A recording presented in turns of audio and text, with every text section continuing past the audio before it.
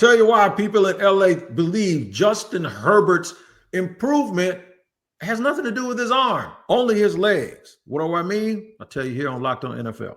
The barbershop is open and Tony Wiggins has a chair for you. He's ready with some real NFL talk. The local experts of Locked On bring their expertise, and Wiggy is ready with his clippers and shears. Sit down and enjoy. The new Locked On NFL starts now. Locked On Podcast Network. Your team every day. As a fact, it is your team every day here on Locked On NFL, and we thank you for making us your first listen. I am Tony Wiggins, the host of Locked On NFL's Barbershop afternoon version, and of course, it's Tuesday. That means Kevin Ostrich from Locked On Ravens is here to give us all the big stories from around the National Football League while we wait for training camp, and we're glad to have you here because it is your team every day. Also, thank you to the everydayers for joining us here every day, and you can find us wherever you get your podcast. If you watch or listen, we'll be available. Just make sure you tap in so you do not miss an episode like the one today that is brought to you by FanDuel. Right now, new customers can get $150 in bonus bets when your first $5 bet wins. And just like I said, if you're an everyday, appreciate you. If you're a newcomer, I'm going to give you a reason to not be a newcomer anymore. You're going to come back. Here's what we're going to do today. Caleb for MVP? Yeah, that's what Lauren Cox of Locked On Bears said could possibly happen. In the middle of the show, how to not be like the Cincinnati Bengals. That comes from a very familiar person, also David Harrison. But we're going to start talking about Justin Herbert and the reason why we may have some doubts about the LA Clippers. I said the Clippers, the Chargers. Look at me. I got the NBA on my brain. You can talk basketball if you want to. I mean, I'm here. We're going to talk about the NFL, though. So yeah, I know it. Ostracker. That's that old man stuff, man. You know, and we ain't gonna edit it because in the barbershop we always make mistakes. That's what we do, but we bounce right back. Here's the thing. I did a recent sort of a little mini series. Starting Friday, I named the top 6 contenders. I came back yesterday with Julian Council and named the next 6.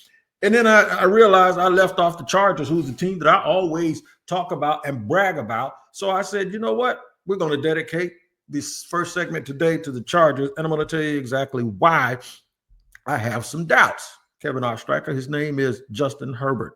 You know about quarterbacks that usually get micro-judged by everyone for every little thing. You know about that. How come Justin Herbert don't get that same treatment? Man, I couldn't tell you. I mean, look, I think Herbert's a great quarterback. I'm not saying that he's bad. I think that he can be a guy that leads the Chargers to where they want to go.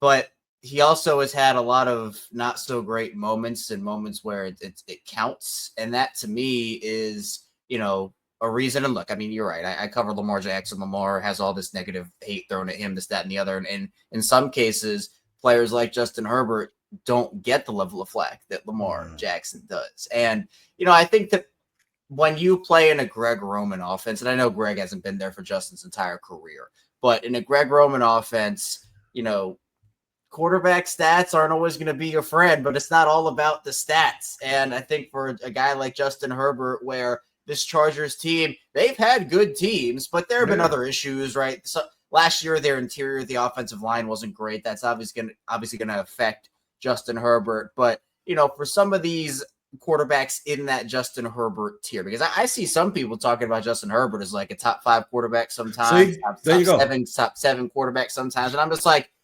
what has Justin Herbert accomplished to get into that realm? If you have him as a top 10 quarterback, top 12, that's fine, right? He's a really good player.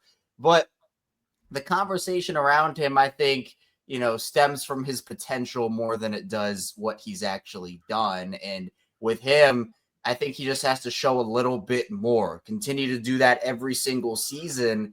And I just, the fact that he gets thrown into that top 5 conversation at times does baffle me.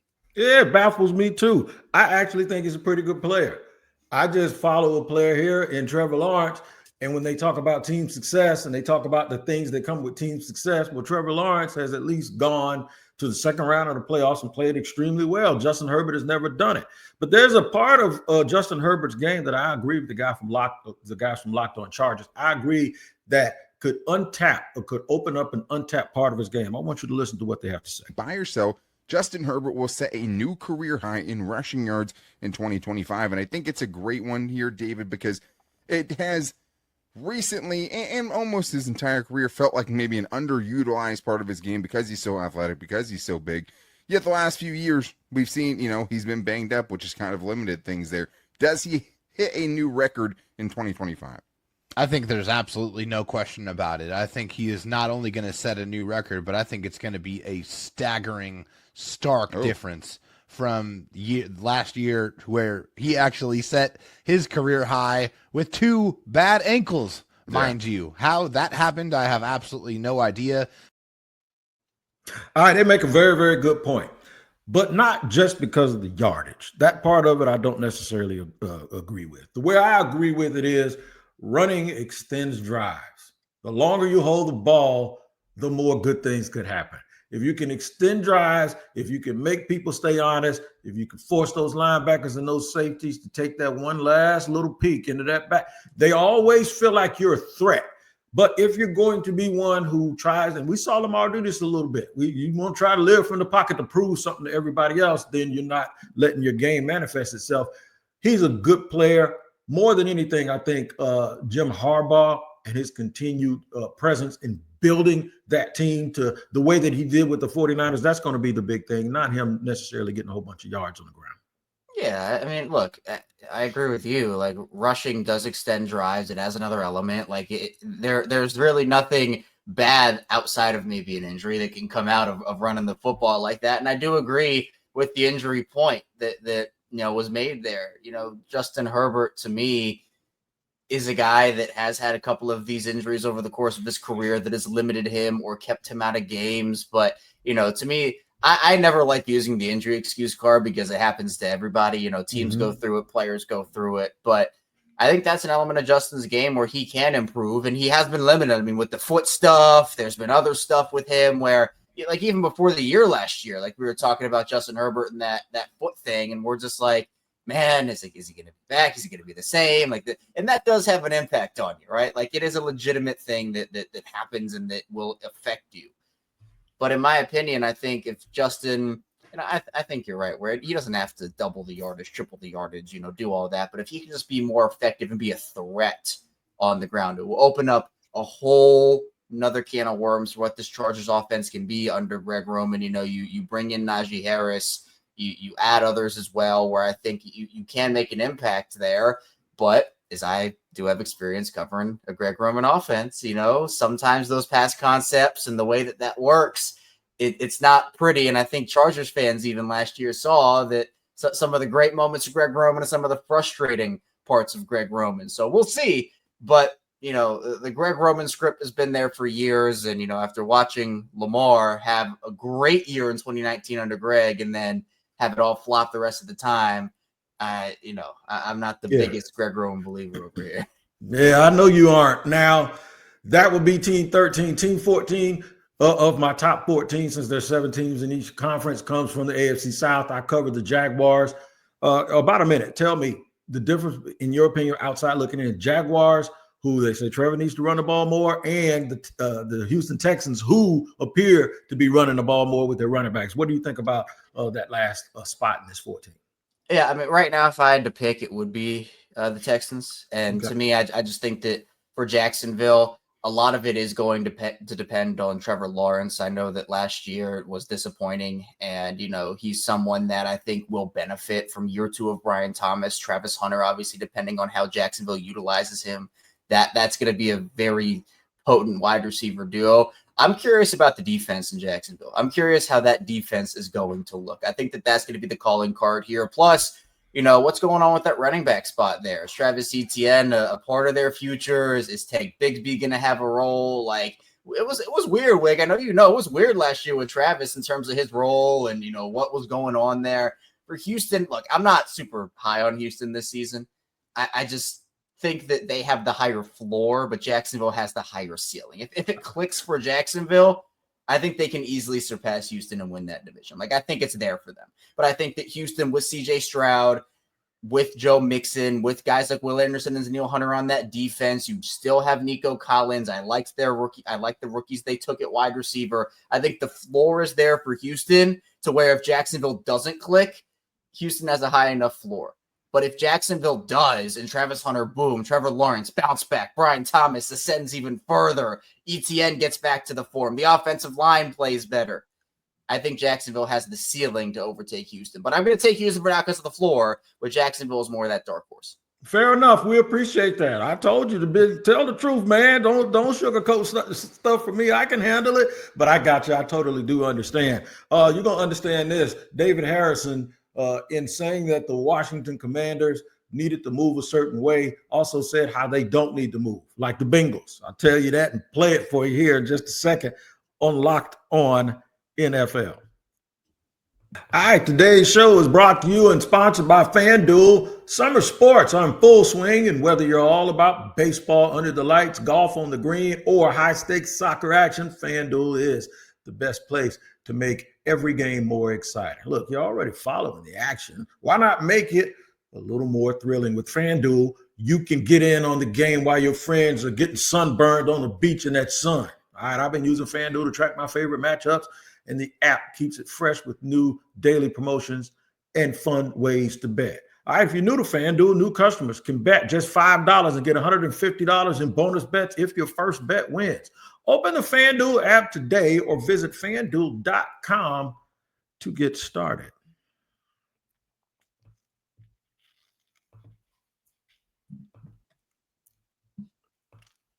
Rolling along here with my boy Kevin Ostrich of Locked On Ravens, talking about the stories around the National Football League that make us all smile and scratch our heads sometimes. And the Bengals have been doing that for an awfully long time. In fact, they've been doing it so long that you got people from other teams, like Locked On Commanders host David Harrison. He's answering mailbag questions from his fans and say, how can we learn not to be like the Cincinnati Bengals? Listen to this. The Cincinnati Bengals lied to Trey Hendrickson, overpaid the wrong people, and now they expect their locker room to just live with it. The Bengals' first mistake from where I sit, not negotiating fairly and certainly not negotiating in good faith. Defensive end Trey Hendrickson told ESPN that in 2024, last year, he was told by the Bengals that if he continued to produce at a high rate, they would come to the table in 2025. Well, Hendrickson did that. The Bengals, according to Hendrickson, have not. And he has since said, quote, offers prior to the draft did not reflect the vision we shared and were promised last offseason, end quote. Pro Football Talk said that they heard the Bengals are offering, quote unquote, roughly $28 million per year.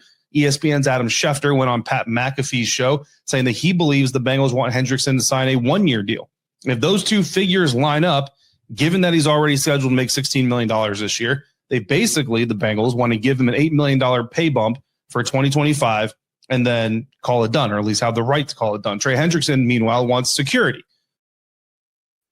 I would want security too if I was Trey Hendrickson. You're 31, 32 years old in the prime of your career still, and the team that you've done this stuff for you doesn't want to pay you, and they lied to you. Why do the Bengals? Why do they do this? You're in that division. Tell us all why they conduct themselves this way all the time. I wish I had an answer for you. I mean, it's malpractice, and for a team that has Joe Burrow, Jamar Chase, and T. Higgins, I mean, that's a good enough trio to invest in the rest of your team to try to win. But you know, I've said it on here. I said it all last year. That defense just, it's bad. It's awful. And you're alienating your best defensive player and your first round. I mean, who's going to want to get picked to Cincinnati now? I mean, who's going to want it? It sets a bad precedent.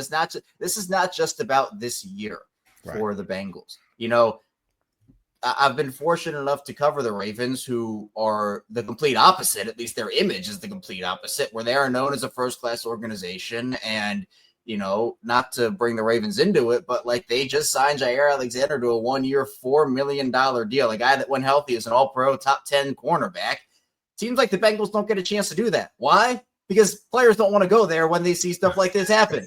It's just they look at their options, and Jair had more money to go play elsewhere, but good teams get to make deals like the Ravens did with Jair, or the Eagles. They go out there, they get like Azeez Ojulari on the cheap. Like players want to go play for teams, not just that are competitive, but that are going to treat them right and that have the reputation of treating players right. So to me, you can look at it in a vacuum, and I don't blame anybody if they do, if they just look at it in the vacuum of, okay, this is going to be a Trey Hendrickson thing or a Shamar Stewart thing only. But as the reports have said about Shamar, this is not like the Bengals are asking him to do something that is not the precedent. Shamar Stewart is asking for just what has been done in the past. He's not asking for more than that. He's not asking for less than that. He is asking for what has been the precedent. And the Bengals essentially decided, we're going to change it, and there's nothing he can do about it. And you either have to take it or, sorry, you're out of luck. And so I don't know how this is going to end, but when your defense is already bad, you didn't do enough to upgrade it the offseason anyway, and you are at risk of potentially having your best defensive player by a long shot and your first-round rookie not be there week one. I mean, I just don't know what they're doing over there. Kevin Ostrich, if I had two people in my living room that paint for a living, and I wanted one of them to paint my house, and the other one, I wanted them to go paint a Dames Point Bridge. The Dames Point Bridge, by the way, in Jacksonville is very, very high, right? Who's going to charge me the most money? The dude that's going to paint the bridge. You know why? Because it's more difficult, and there's a chance that the outcome ain't going to be that good, right? Baltimore is like, paint my house, dude. I'll pay you this. Jair Alexander's like, okay, I will. No problem. You're either going to pay me for doing something that is risky to my future, like play here in Cincinnati, or I'm going to go somewhere where I know the outcome is going to be enjoyable and I'll pay a little bit less. It's just common sense. And the Bengals need to get themselves all up together. All right. I'm going to tell you who has got themselves together, and this might shock you. The Patriots. And I know folks are going to sit here and go like, well, Wig, they ain't been that good lately, and they were terrible. Yeah, were. Just like they were a six-time champion, right? They have done everything right as opposed to the Bengals. They've gone out and signed people in offseason. They use all of their resources to really, really help themselves. And they have a good young quarterback, Nick Cattles from Locked On Patriots. Just going to tell you a little bit about New England right now. But I still think this team has to answer 3 to 4 significant questions before we can say that they should be considered contenders. Here's my first question and the most important question.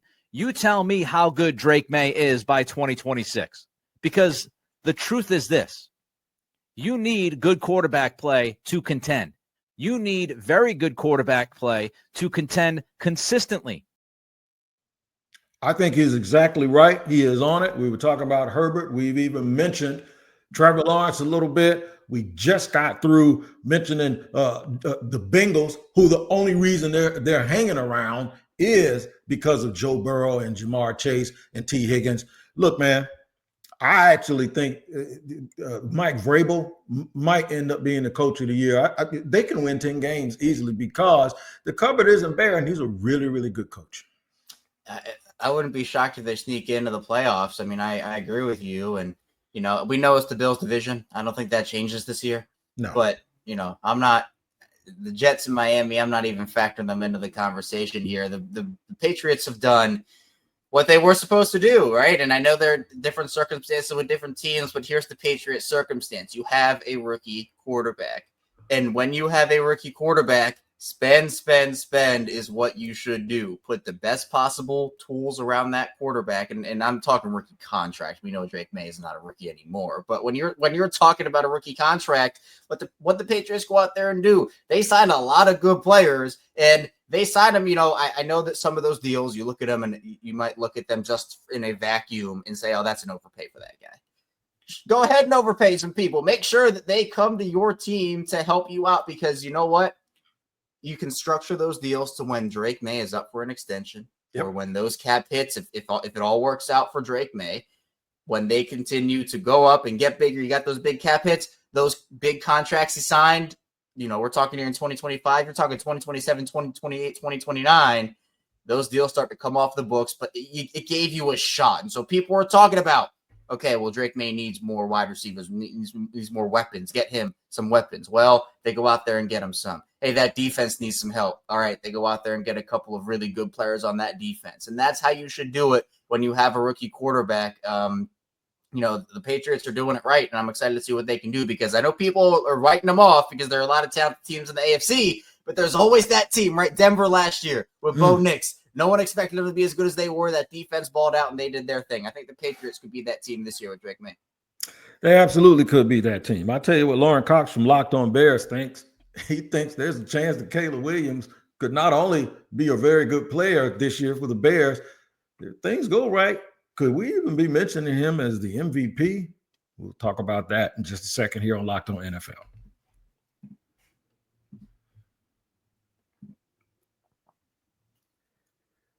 All right, third segment here on Locked On NFL with Kevin Ostrich. We talked about a lot. We talked about a lot of quarterbacks. And somebody that is sort of the forgotten man, unless people have been criticizing him, is the number 1 overall pick from this past draft in 2024, and that's Caleb Williams. Well, one of the reasons why people keep forgetting about Caleb Williams is because of Jaden Daniels. And one of those reasons is because Jaden Daniels was so good.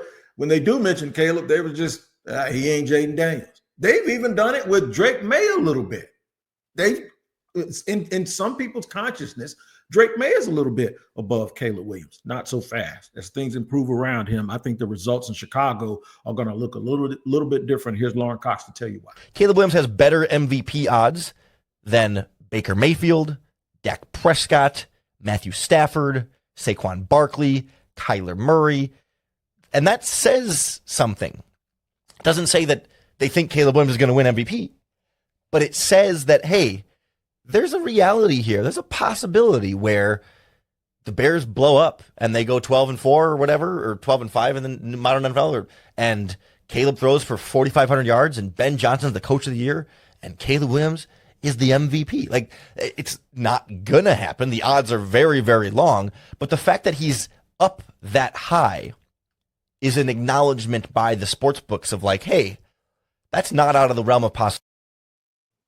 Yeah, and shout out to FanDuel. Make sure you go on FanDuel to check out all of those metrics to see exactly where they have Caleb. But I get it. I mean, there's a lot of blue sky there, right? And that's what that's all about. It's all about, look, if this goes this way, because he's a quarterback, because expectations have been booted down a little bit, Lauren might be spot on when saying Caleb can get an MVP look. Yeah, I mean, look, the fact that I agree, the fact that he's up there is like, hey, this Bears team could be something this year. Caleb Williams could as well. And we know that, I thought that Joe Thuney move was one of my favorites of the offseason. I loved that for them, investing in your offensive line to protect Caleb Williams. But I think it's also about, Caleb Williams progressing in year 2. And, the Bears last year, there was a lot of behind the scenes stuff with them and, coaching changes. I think the Ben Johnson effect is going to be real here. I think there is a belief in that organization now, a belief in it. I talked about it. Like, Eberflus there was just, he was just waiting to be fired. Like, I didn't agree with them bringing him back. I thought it was the perfect opportunity to bring in somebody, but maybe they wanted to wait out Ben Johnson. And, you heard him last year. He didn't want to go. He wanted to go back and build in Detroit.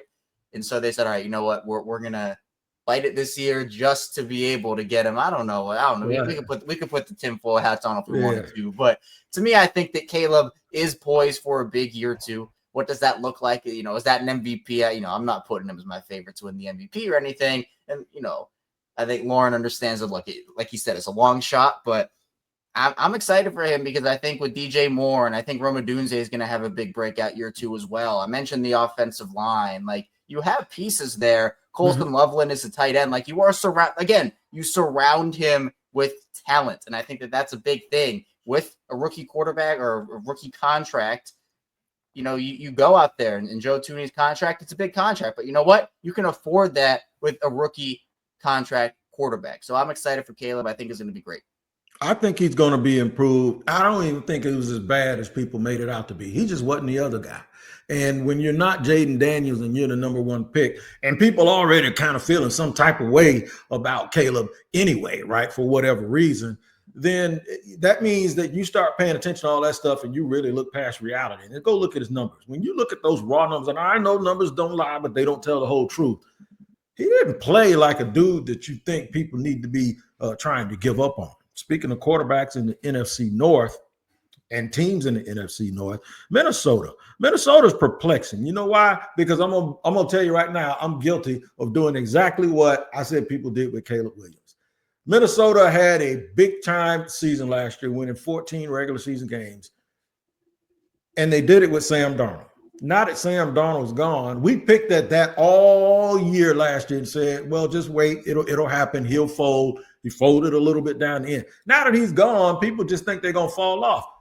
Ain't nobody like him in the first place. So how come we're not giving them a little bit more grace with J.J. McCarthy and the things that he's surrounded with? They have a really, really good roster. And now one of their best players, I think their best player, is now taking on a role of leadership. I want you to check this here out from my man Luke Braun with Locked On Vikings. And Justin Jefferson taking on a leadership role in that room has become this very evident thing. Reporters talking about, like, you can see Justin Jefferson, bringing up and mentoring and talking a whole bunch to Jalen Naylor and Jordan Addison and even Ty Felton.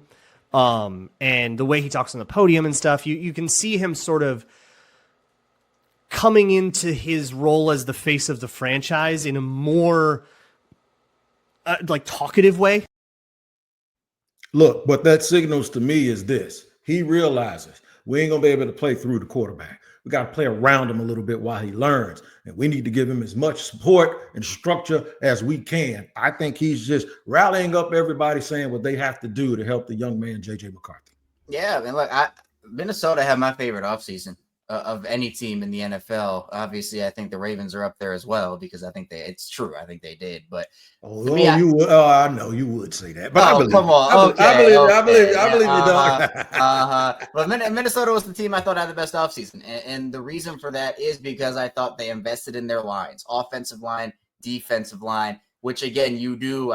Rookie contract quarterback. Here we are again, third time in the show. I've said it. Rookie contract quarterback. This is what you do. You build up the trenches, you protect your rookie quarterback, and on that defense, you bring in guys that can get to the opposing quarterback because you already have the skill position players, right? With Justin Jefferson and Jordan Addison, who came on last season. You got Aaron Jones, TJ Hawkinson is there. You got some star defensive players already on that roster. You got to build out the other areas, though. And that offensive line, it was a pretty big overhaul in that O-line. I think that they're going to be a lot better in that department this season. And that's one of the best ways you can help your rookie quarterback is protect them, put them in spots where they feel comfortable in the pocket. So he's not, trying to rush out and his internal clock is sped up against these good. NFC North has some talented players in their defenses between Detroit, Chicago, and Green Bay. You want to do what you can to make sure that your rookie quarterback, or, JJ's technically second year, but first year is a player not injured. You want to make sure that it goes as smoothly as possible. And I think Minnesota did exactly what they should have done. I mean, I love what their offseason was. And I think they're a team that a lot of people, you're right, are overlooking. But, Wig, I feel like we're going to be sitting here in November, December, talking about a Minnesota team. Oh, that seems surprising. No, they're not surprising. We knew this. We knew this was going to happen. It's not surprising, but everybody else it might be. Very good roster. And here's the most underrated part.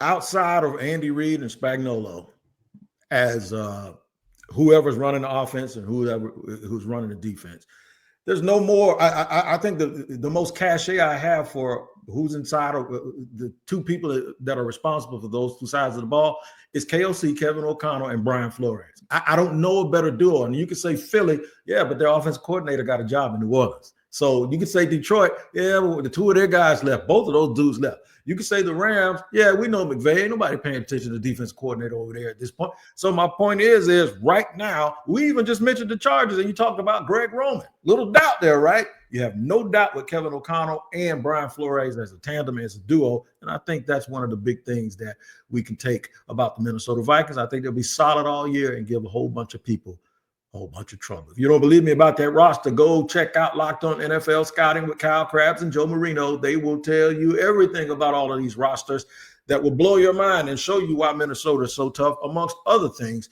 Make sure you check out the Locked On NFL Scouting podcast. Make it your second listen. It's your team every day. We always thank you for making your first listen to us here on Locked On NFL. And we thank Kevin Ostrich for joining us. He's about to go tackle the world in Baltimore, and I'm going to do the same thing in Jacksonville, man. But y'all make sure you tap in and follow us on social media. keep up with everything going on around the NFL. We don't have that much longer until training camp. All right, we appreciate you spending 30 minutes with us today. We'll see you next time here on Locked On NFL.